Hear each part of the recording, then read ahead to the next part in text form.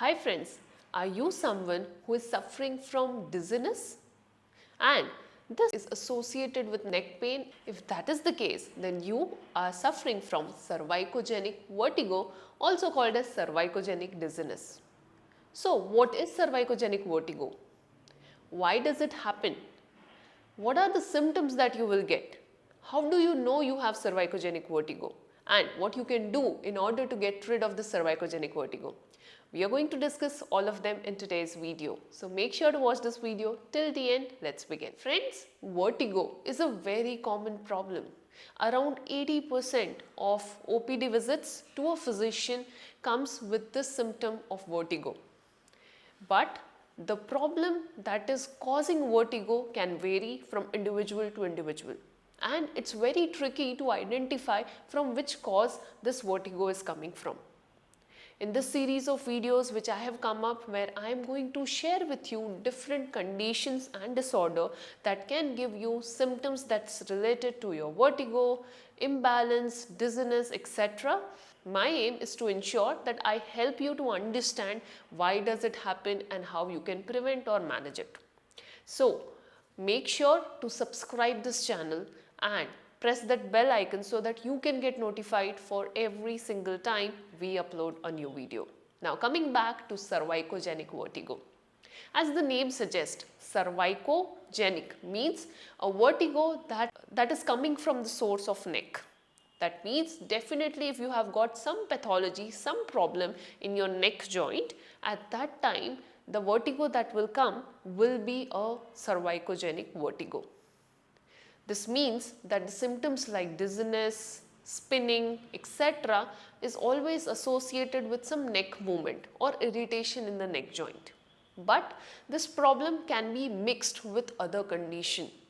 So let's first understand why does cervicogenic vertigo happens. Well, our neck muscles, our postural muscles are constantly working throughout the day. Whenever you sit, whenever you stand, whenever you walk, your neck muscles are constantly functioning. They are responsible to make you erect. At the same time, certain nerve endings that are present in your neck region also plays a crucial role in giving you the sense of erect sitting. These proprioceptors or nerve endings are connected to your vestibular system, your balance system, which lies within your ear. Now, in any scenario, if there is a problem in your vestibular system, which means your inner ear system, or else if there is a problem in your neck musculature, the coordination between these two areas of the body gets affected. And due to this incoordination, you start getting symptoms of vertigo. Now, let me go little deeper and help you understand how does the vertigo can impact your quality of life.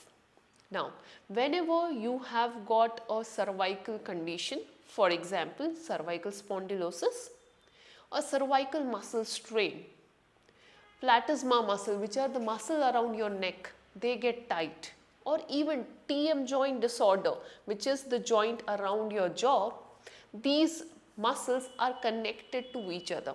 One group of muscle will get weak and the other group of muscle will get tight. The muscles which are in the back of your neck gets weaker and the muscles that are in front of your neck gets tight. Now what happens is, due to this leads to a forward head posture, which is something like this. When there is a constant forward head posture or forward neck, this also puts some strain in your jaw. Now this TM joint has a direct link with your internal ear. This TM joint will start causing problem. This will constantly give a wrong sense of position to your vestibular system, which is your inner ear system. Your inner ear system will try to adjust itself according to the position of your neck. But imagine this happening again and again for a long period of time. Then there starts development of incoordination. And whenever you are doing a sudden jerky movement, what happens is this incoordination takes some time for it to come back or to settle down. This leaves you with the symptom of dizziness. That's why people who will have cervicogenic vertigo will complain of spinning or dizziness, especially when they do a very strong, forceful neck movement. So for example, people with cervicogenic vertigo may complain that when they were looking down, they felt dizzy.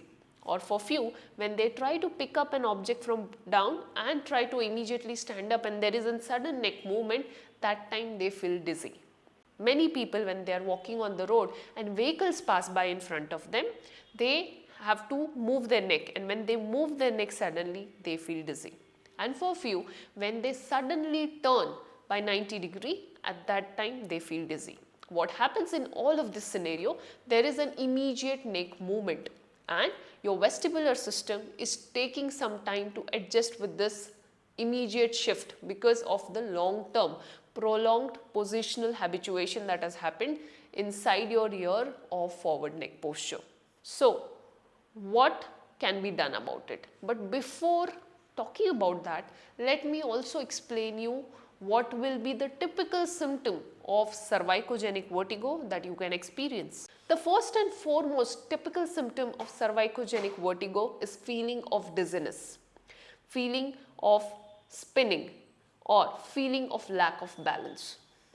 The second common symptom will be headaches. Headaches are very common among people who develop cervicogenic vertigo. This headache could feel like migraine-like, which means the pain feels majorly on the side of this head, or else for few it starts from the back of the neck and then spreads around the head region.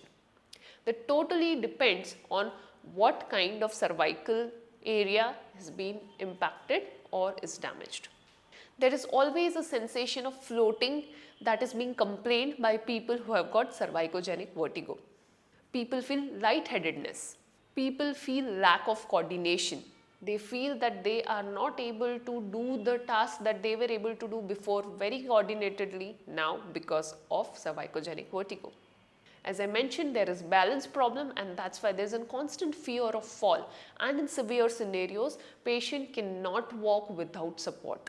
The posture changes will further start worsening and this leads to development of forward neck posture, hunchback, lumbar lordosis or curved spine, etc.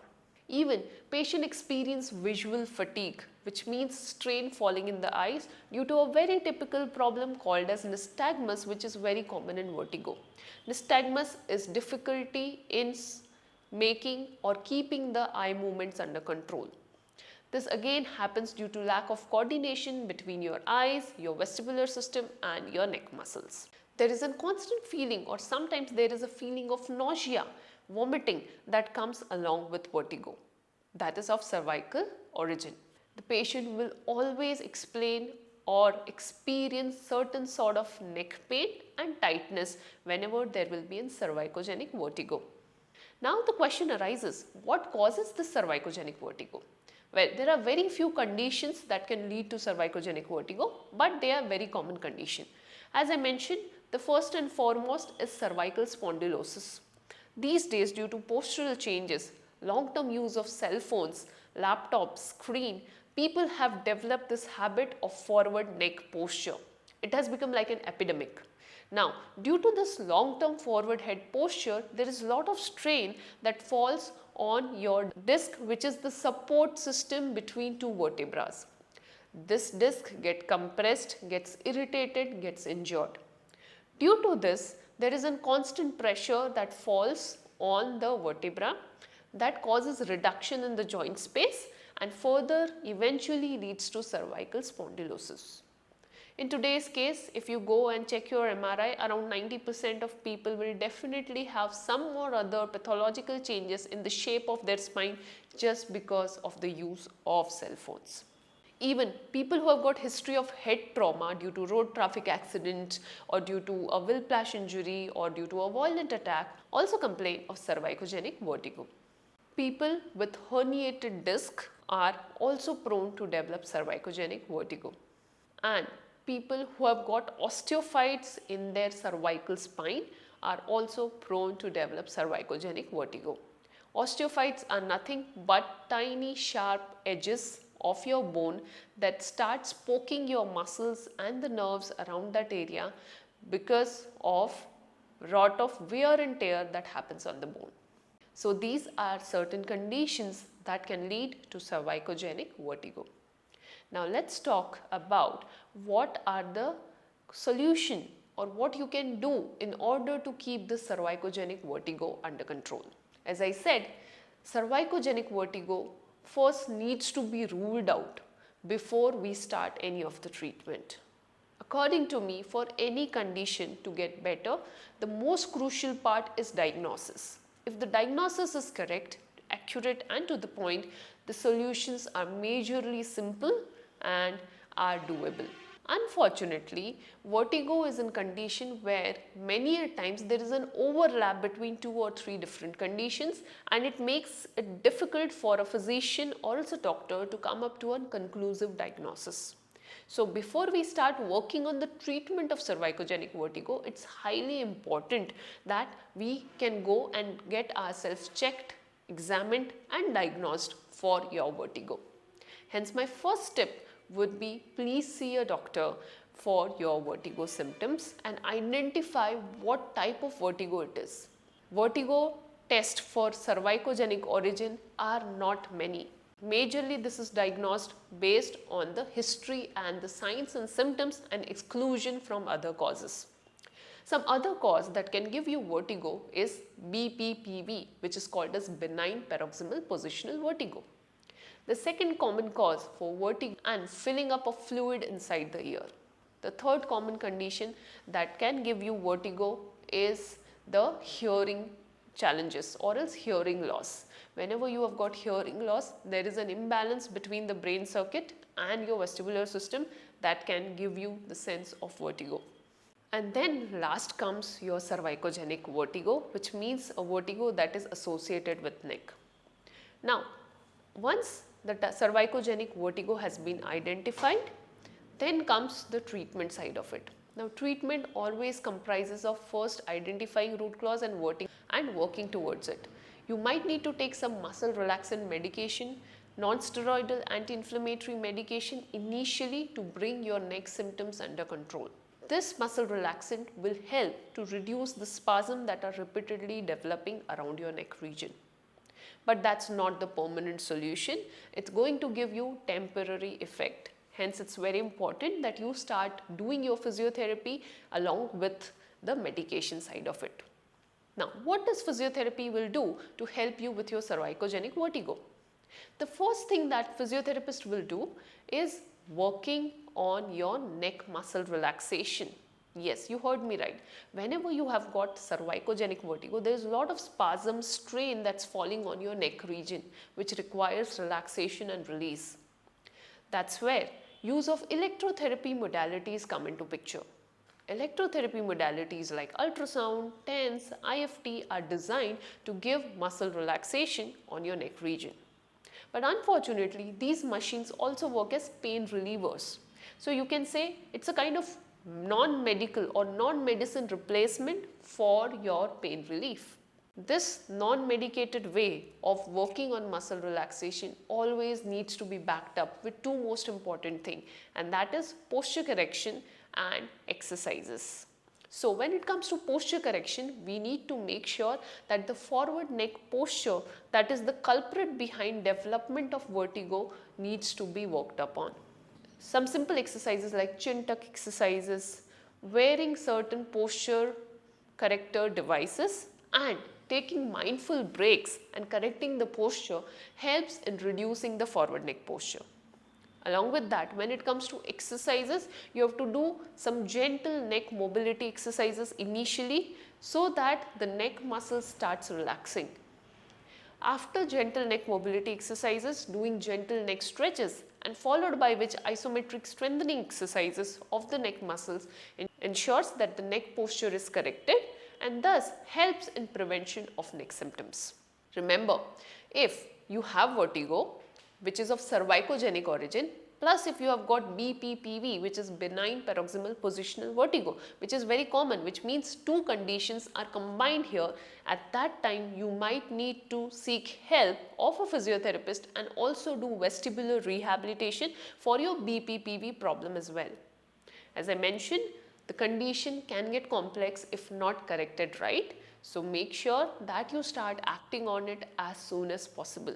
That's not all. When you are experiencing cervicogenic vertigo, you might also experience tinnitus along with it. This tinnitus is again because of the false sense and long-term pressure that's falling on the ear region. That's where masking, habituation exercises and doing some simple relaxation and mental imagery practices helps not only in reducing the tinnitus symptoms, at the same time relaxing the neck and back muscles. Now, apart from your neck exercises, relaxation practice, one more joint requires attention, and that joint is your temporomandibular joint, or else called as TM joint. As I mentioned, TM joint is also a joint that gets affected whenever there is a neck related symptoms and it requires work. So you might have to do some jaw exercises to free up your jaw joint. TM joint exercises are again of different varieties, and you might need to seek a one-on-one physiotherapy help in order to identify at first place, do you have TM joint dysfunction, and if yes, then what kind and to what extent, and based on that the exercises can be started. When it comes to vestibular rehabilitation, some simple exercise is always good to start with. For example, eye movements with static neck movements, walking and moving the head side to side. This exercises cannot be one size fit all approach, as it can aggravate your symptoms. It's very crucial that you work under supervision of a physiotherapist. If you who are someone experiencing vertigo and feel that your vertigo is coming from the neck origin and you have not started seeking help for it, I would urge you to start working towards it. If you want to know further about your vertigo, you can also reach out to us and get yourself diagnosed and test for your vertigo symptoms. I hope I will be able to help you. And if you have got any further doubts related to this video, also feel free to comment in the comment section below. I'll read them and I'll try to answer as many questions as I could. On that note, I'll end this video here and I'll see you in another video. Thank you.